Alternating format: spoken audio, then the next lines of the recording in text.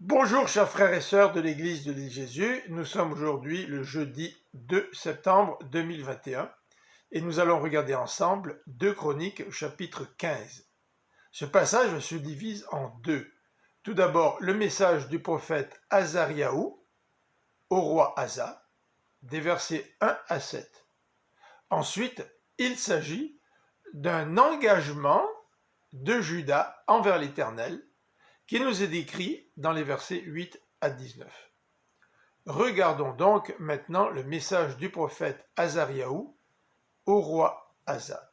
En fait, nous pourrions le résumer en un verset, c'est-à-dire lire le verset premier, qui nous dit que le prophète dit au roi, « L'Éternel sera avec vous tant que vous serez avec lui.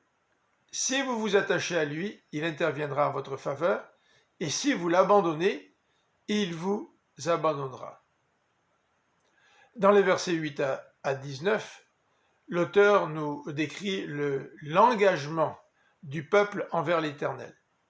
Le verset 8 nous dit que le roi fit disparaître les idoles de tout Juda, tout Benjamin, et de toutes les villes qu'il avait prises à Éphraïm. Le verset 9 nous parle d'un rassemblement à Jérusalem.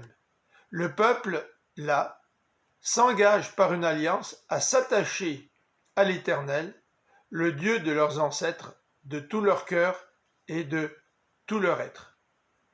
Le verset 15 précise qu'il s'agit d'un attachement de leur plein gré.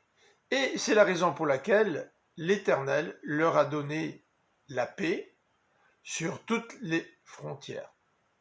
Le verset 16 nous donne une information supplémentaire. Le roi Asa a même démis de son rang sa grand-mère, qui était la reine-mère, parce qu'elle avait une idole, Ashéra, qu'il prit et réduisit en cendres.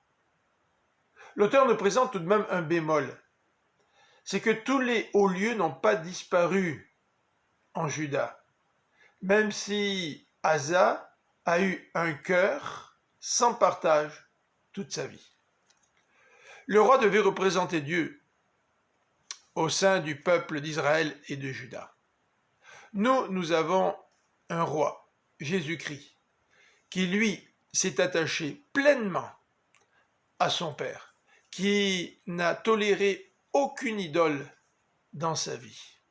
Et c'est vers lui que nous pouvons nous tourner pour nous aussi nous attacher pleinement à notre Dieu. Je vous souhaite une bonne fin de journée et que le Seigneur vous bénisse. À demain.